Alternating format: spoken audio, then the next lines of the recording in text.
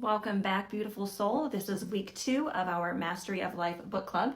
And today we're diving into a chapter that's all about the inner voices that shape the way that we see ourselves and the way that we see the world around us.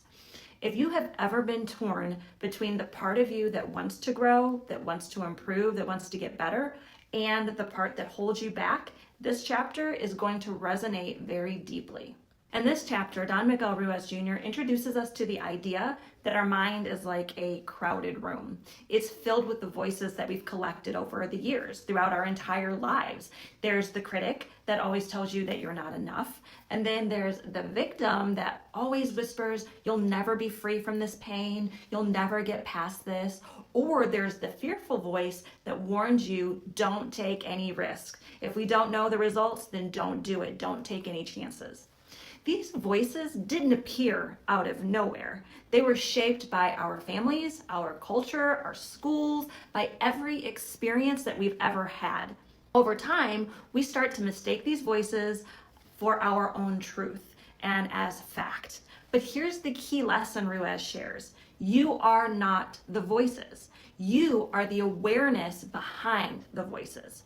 When we don't realize this, we live in this constant state of inner conflict. It's like being at war with ourselves. One voice is pushing you forward. One voice is pushing you to do more and do better and make things happen, while another voice is always pulling us back, telling us to stay safe.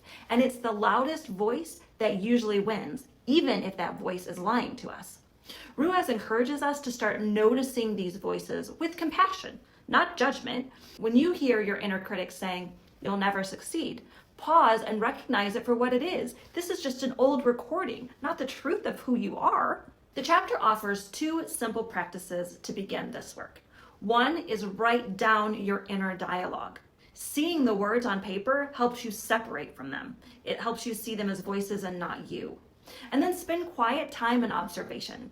Sit still, breathe, and just notice the chatter without trying to fix it. Just pay attention. This process, it isn't about silencing the voices. It's about becoming so aware that they no longer control you, that you recognize this as just a voice when the voice tries to stop you.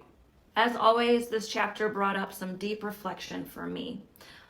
I realize how often throughout my whole life I have believed the negative voices without even questioning them.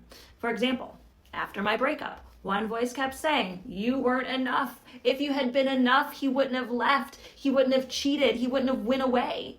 And when I see people on social media who are younger and more successful, then there's that voice that whispers, you're behind and you're never going to catch up. You're never going to get there. You're too old. You're past all of this stuff.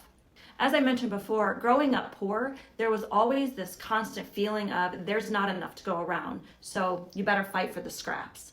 These voices shaped so many of my choices, even when I didn't realize that that's what they were doing. But as Ruiz reminds us, I am not those voices, and neither are you.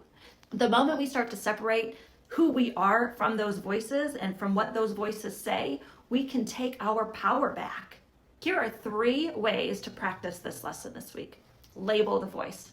When a thought comes up, say to yourself, that's the critic talking, or that's fear speaking. Just whatever that voice is, name it. 2, write it down. Journal the exact words that your inner voice is saying.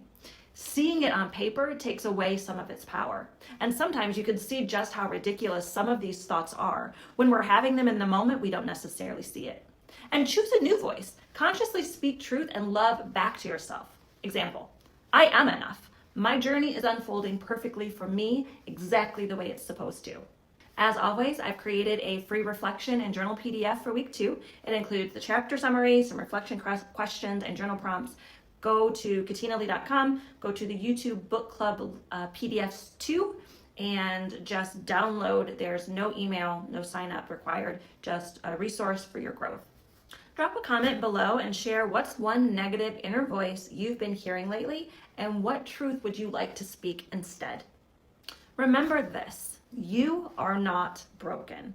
You are not your fears, you are not your doubts, and you are not your past. You are the awareness behind it all. the artist holding the brush, ready to create something new. And I will see you next Sunday for week 3 of the Mastery of Life.